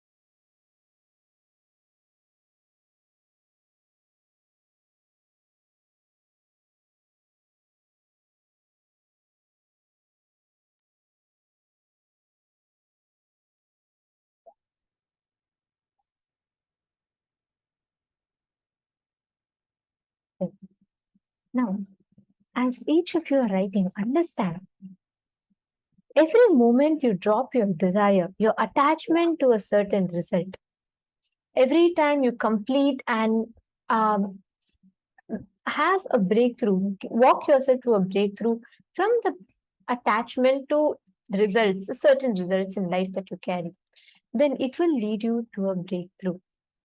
Please understand, every one of you that are sitting here, all of you, when you just walk yourself through all the fears and when you walk out of it, you will experience a breakthrough. If your desire is pure, see, Swamiji tells, even the next breath will not go inside your body if there's no desire. Desire is important. So you need to be complete with it. You don't need to try to suppress a desire. You don't need to try to ignore a desire. That's not what is needed. All you need to do is just complete with that fear and greed factor that chases each of your desire back and forth. That's all is the key. And that will ensure that you have a breakthrough in the way you manifest. Now, let us enter into the next round of power manifestation. In this round, what we are going to be doing is, each of you are going to be connecting to one partner. Whoever has, they can give you any date, right? And you're going to be identifying what is the exact happening, events that happened on that particular date in that particular person's life. Please take a few minutes. I request all of you, connect with a partner. They can give any date. They can say, okay, on 4th of September 2004, what happened on my life? You will be able to scan, identify if they had an engagement, or if that was the day that they gave birth, or that was the day they had marriage. Whatever it is, you will be able to identify that exact happening in their life. Just connect to Swamiji. You will be able to see it appearing on the Atma Murti. Please chant the Mahavakya and let us start the manifestation. Paramashivoham.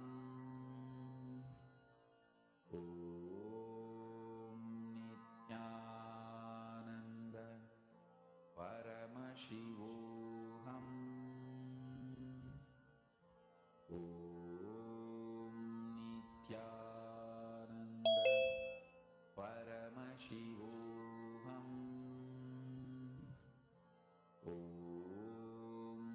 Nithyananda Paramashivoham.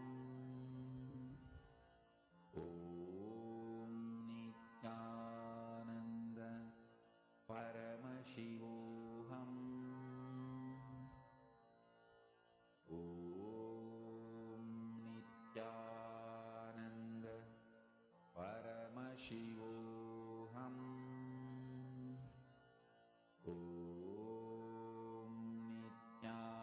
Nithyananda Paramashivoham.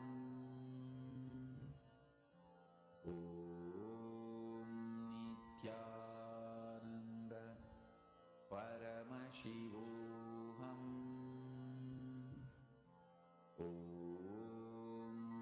Nithyananda Paramashivoham. Nithyananda Paramashivoham.